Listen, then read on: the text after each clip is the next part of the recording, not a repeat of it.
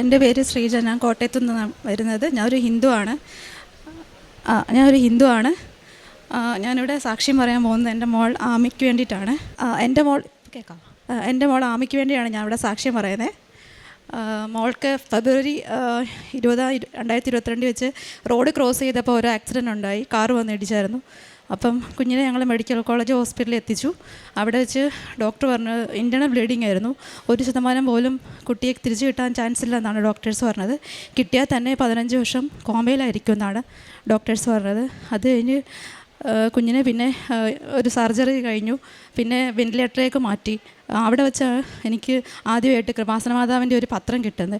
അവിടെ വെച്ച് ഞാനത് വായിച്ചു നോക്കുകയും അത് സാക്ഷ്യങ്ങൾ മുഴുവൻ വായിക്കുകയും ചെയ്തു. അന്ന് തൊട്ട് ഞാൻ മാതാവിനോട് പ്രാർത്ഥിച്ചു, എൻ്റെ കുഞ്ഞിനെ എനിക്ക് പൂർണ്ണ ഇതായിട്ട് തന്നെ തിരിച്ചു തരണം മാതാവേ നന്നോട്ട് ഞാൻ പ്രാർത്ഥിക്കാൻ തുടങ്ങി. അത് കഴിഞ്ഞ് മെഡിക്കൽ കോളേജുകാർ അവിടെ നിന്ന് ഡിസ്ചാർജ് ആക്കി.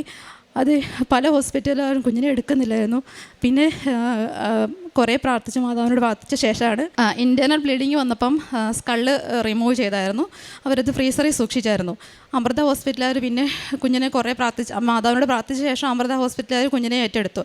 അത് കഴിഞ്ഞ് ഇവിടുന്ന് മെഡിക്കൽ കോളേജിൽ നിന്ന് സ്കള്ള് എടുത്തിട്ട് കുഞ്ഞിനെ തിരിച്ചത് റീപ്ലേസ് ചെയ്ത് വെച്ചു.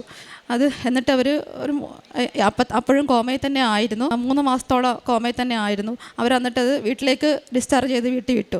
വീട്ടിൽ ഇരുന്ന സമയത്തും എനിക്ക് അടുത്തുള്ളൊരു ചേച്ചി ഉടമ്പടി തൈലം തന്നിട്ടുണ്ടായിരുന്നു. അത് വെച്ച് ഞാൻ കുഞ്ഞിൻ്റെ നാക്കിൽ തേക്കവും നെറ്റിയിൽ കുരിശ് വരച്ച് പ്രാർത്ഥിക്കുകയും ഒക്കെ ചെയ്യുമായിരുന്നു. അത് കഴിഞ്ഞ് കുറേ പ്രാർത്ഥന കഴിഞ്ഞ് ഈസ്റ്ററിൻ്റെ അന്നാണ് കുഞ്ഞ് ആദ്യമായിട്ട് കൈവിരൽ അനക്കി തുടങ്ങിയത്. അത് കഴിഞ്ഞിട്ട് പിന്നീട് ഞാൻ ഇവിടെ 2022 സെപ്റ്റംബർ മാസത്തിൽ ഇവിടെ വന്നിട്ട് ആദ്യമായിട്ട് ഉടമ്പടി എടുക്കുമായിരുന്നു. എടുത്ത ശേഷം കുഞ്ഞിന് പയ്യെ മാറ്റങ്ങളെല്ലാം വന്നു തുടങ്ങി. ഇപ്പം 3 വർഷം ഞാൻ ഉടമ്പടി ഞാൻ പുതുക്കി. പിന്നെ ഇപ്പം എൻ്റെ കുഞ്ഞ് ഈ സ്റ്റേജിലാണ് നിൽക്കുന്നത്. ഇനി ഒരു സർജറിയും കൂടെ വേണം. അത് അമ്മ മാതാവ് സർജറി കൂടാതെ തന്നെ എൻ്റെ കുഞ്ഞിനെ പൂർണ്ണമായിട്ട് സൗഖ്യം തരുമെന്ന് ഞാൻ അമ്മ മാതാവിനോട് ഞാൻ പ്രാർത്ഥിക്കുന്നു. അമ്മ മാതാവിനും ഈശോയോടും 1000 കോടി നന്ദി. ജ്ഞാനത്തിൻ്റെ പുസ്തകം 16-ാം അധ്യായം 12-ാം തിരുവചനത്തിൽ കർത്താവെ മരുന്നോ ലേപനമോ അല്ല, എല്ലാവരെയും സുഖപ്പെടുത്തുന്ന അങ്ങയുടെ വചനമാണ് അവരെ സുഖപ്പെടുത്തിയത്. ജീവൻ്റെയും മരണത്തിൻ്റെയും മേൽ അങ്ങയ്ക്ക് അധികാരമുണ്ട്. മനുഷ്യനെ പാതാളത്തിലേക്ക് ഇറക്കുന്നതും അവിടെ നിന്ന് കയറ്റുന്നതും അവിടുന്നാണ്. ശ്രീജ ബാലകൃഷ്ണൻ തൻ്റെ മകള് എത്ര വയസ്സിലാണ് ആക്സിഡൻറ്റ്? 5 വയസ്സിലാണ് ആക്സിഡൻറ്റ് ഉണ്ടായത്. ഇപ്പോൾ എത്ര വയസ്സുണ്ട്? 8 വയസ്സ്. 5 വയസ്സിൽ മകൾക്ക് ആക്സിഡൻ്റ് ആയി. 3 വർഷമായി ഈ മകള് ട്രീറ്റ്മെൻറ്റിലൊക്കെ ആയിരുന്നു. അതിനിടയിൽ കൃപാസന പത്രം ലഭിക്കുമ്പോഴാണ് തൻ്റെ മകൾക്ക് ഇവിടെ വന്ന് പ്രാർത്ഥിച്ചു കഴിഞ്ഞാൽ തൻ്റെ മകൾ ജീവിതത്തിലേക്ക് തിരിച്ചു വരും എന്നുള്ള ഒരു പ്രേരണ ഈ മകൾക്ക് ഉൾപ്രേരണ ശ്രീജിക്ക് ഉണ്ടാകുന്നു.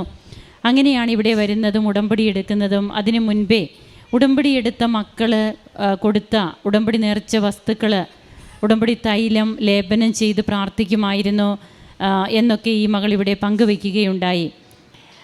മകൾ ജീവനിലേക്ക് വന്നാൽ തന്നെ 15 വർഷം കോമയിലായിരിക്കും. ജീവൻ തിരിച്ചു കിട്ടിയാൽ തന്നെ അതാണ് മകളുടെ അവസ്ഥ എന്നാണ് ഡോക്ടേഴ്സ് പറഞ്ഞിരുന്നത്. 3 മാസം കോമയിലായിരുന്നു. ഡോക്ടറെ ഹോസ്പിറ്റലിൽ നിന്ന് ഡിസ്ചാർജ് ചെയ്ത് വിടുന്നത് കോമ സ്റ്റേജിൽ തന്നെയാണ്.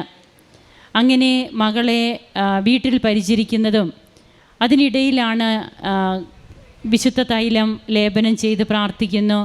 പിന്നീടാണ് കൃപാസനത്തിൽ വന്ന് ഉടമ്പടി എടുത്ത് അച്ഛനെ ഒരു പ്രാവശ്യം കണ്ടിരുന്നു ഇവിടെ വന്നിട്ട്. അച്ഛൻ്റെ ബ്ലെസ്സിങ്സും ഞാൻ വാങ്ങിച്ചായിരുന്നു ഓപ്പറേഷൻ മുമ്പ് തന്നെ. ബഹുമാനപ്പെട്ട ജോസഫ് അച്ഛനെ കാണുന്നതും പിന്നീട് ഉടമ്പടി നേർച്ച വസ്തുക്കൾ ഉപയോഗിക്കുന്നു. അങ്ങനെ തൻ്റെ മകള് കൈ പതുക്കെ അനക്കി പിന്നീട് എഴുന്നേറ്റിരുന്നു.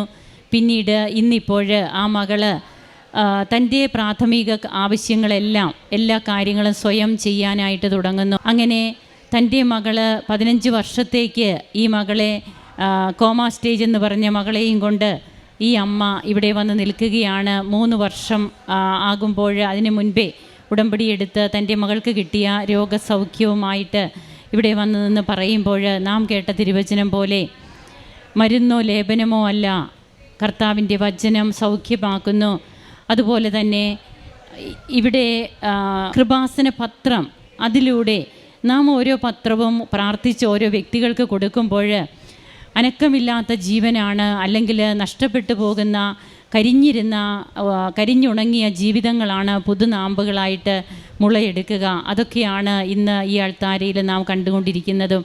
അങ്ങനെ തൻ്റെ കുഞ്ഞിന് ലഭിച്ച സൗഖ്യാനുഭവത്തിന് ഈ കുടുംബത്തോടൊപ്പം നമുക്ക് നന്ദി പറയാം. കരങ്ങളടിച്ച് ദൈവത്തെ മഹത്വപ്പെടുത്താം. അത്യപൂർവ ദൈവാനുഭവങ്ങൾ ഇനി നിങ്ങൾക്കും സ്വന്തം. ഈ യൂട്യൂബ് ചാനൽ ഇതുവരെ സബ്സ്ക്രൈബ് ചെയ്തിട്ടില്ലെങ്കിൽ ഇപ്പോൾ തന്നെ സബ്സ്ക്രൈബ് ചെയ്യുക.